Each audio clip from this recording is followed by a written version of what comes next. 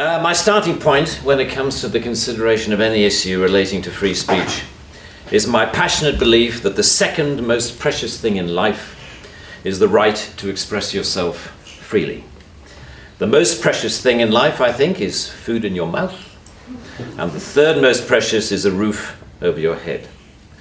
But a fixture for me in the number 2 slot is free expression, just below the need to sustain life itself. That is because I have enjoyed free expression in this country all my professional life and fully expect to continue to do so. Personally, I suspect highly unlikely to be arrested for whatever laws exist to contain free expression because of the undoubtedly privileged position that is afforded to those of a high public profile.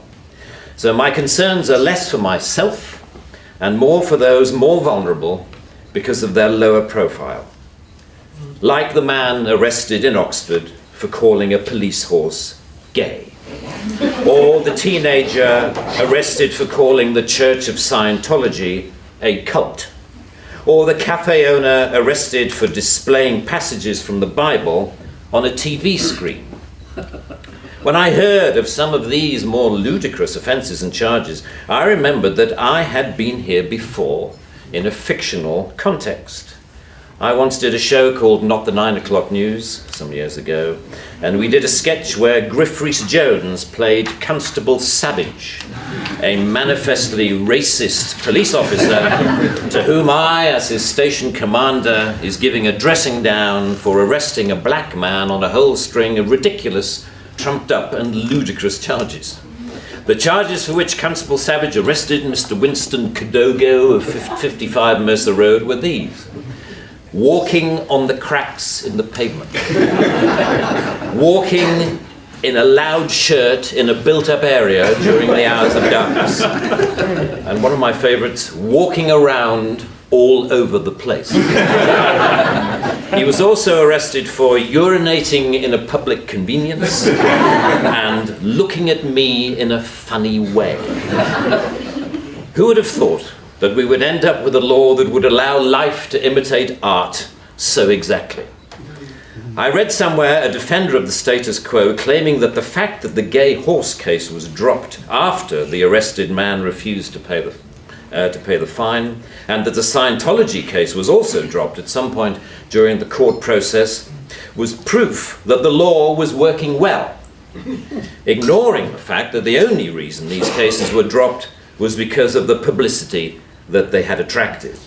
The police sensed that ridicule was just around the corner and withdrew their actions. But what about the thousands of other cases that did not enjoy the oxygen of publicity, that weren't quite ludicrous enough to attract media attention? Even for those actions that were withdrawn, people were arrested, questioned, taken to court, and then released. You know, that isn't a law working properly. That is censoriousness of the most intimidating kind, guaranteed to have, as Lord Dear says, a chilling effect on free expression and free protest. Parliament's Joint Committee on Human Rights summarised, as you may know, this whole issue very well by saying, while arresting a protester for using threatening or abusive speech may, depending on the circumstances, be a proportionate response, we do not think that language or behaviour that is merely insulting should ever be criminalised in this way. The clear problem with the outlawing of insult is that too many things can be interpreted as such. Criticism is easily construed as insult by certain parties. Ridicule easily construed as insult. Sarcasm, unfavourable comparison, merely stating an alternative point of view to the orthodoxy can be interpreted as insult. And because so many things can be interpreted as insult, it is hardly surprising that so many things have been, as the examples I talked about earlier show.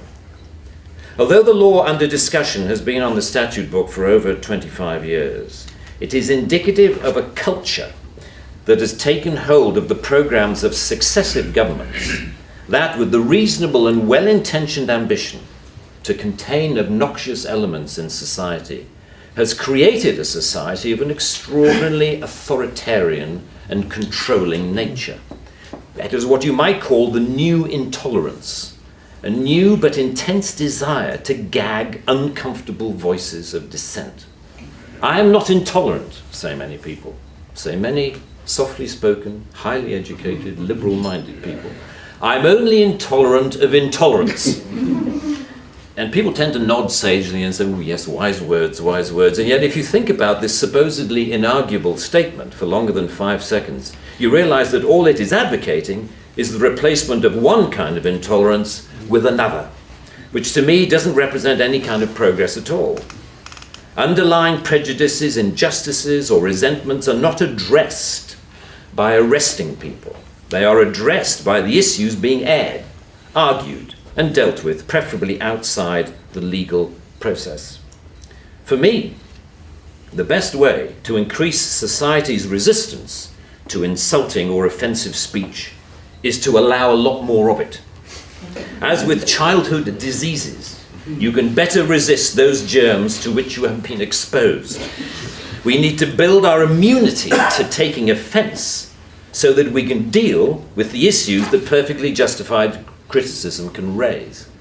Our priority should be to deal with the message, not the messenger. As President Obama said in an address to the United Nations only a month or so ago, laudable efforts to restrict speech can become a tool to silence critics or oppress minorities. The strongest weapon against hateful speech is not repression, it is more speech. And that's the essence of my thesis, more speech. If we want a robust society, we need more robust dialogue, and that must include the right to insult or to offend. And even if, as Lord Dear says, the freedom to be inoffensive is no freedom at all. The repeal of this word in this clause will be only a small step, but it will, I hope, be a critical one in what should be a longer-term project to pause and slowly rewind a creeping culture of censoriousness. It is a small skirmish in the battle, in my opinion, to deal with what Sir Salman Rushdie refers to as the outrage industry. Self-appointed arbiters of the public good, encouraging media-stoked outrage to which the police feel under terrible pressure to react. A newspaper rings up Scotland Yard. Someone has said something slightly insulting on Twitter about someone who we think a national treasure. What are you going to do about it? And the police panic and they scrabble around and then grasp the most inappropriate lifeline of all, Section 5 of the Public Order Act, that thing where you can arrest anybody for saying anything that might be construed by anyone else as insulting. They don't seem to need a real victim. They need only to make the judgment that somebody could have been offended if they had heard or read what has been said. The most ludicrous degree of latitude. The storms that surround Twitter and Facebook comment have raised some fascinating issues about free speech, which we haven't really yet come to terms with. Firstly, that we all have to take responsibility for what we say, which is quite a good lesson to learn. But secondly, we've learned how appallingly prickly and intolerant society has become of even the mildest adverse comment. The law should not be aiding and abetting this new intolerance. Free speech can only suffer if the law prevents us from dealing with its consequences. I offer my wholehearted support to the Reform Section 5 campaign. Thank you very much.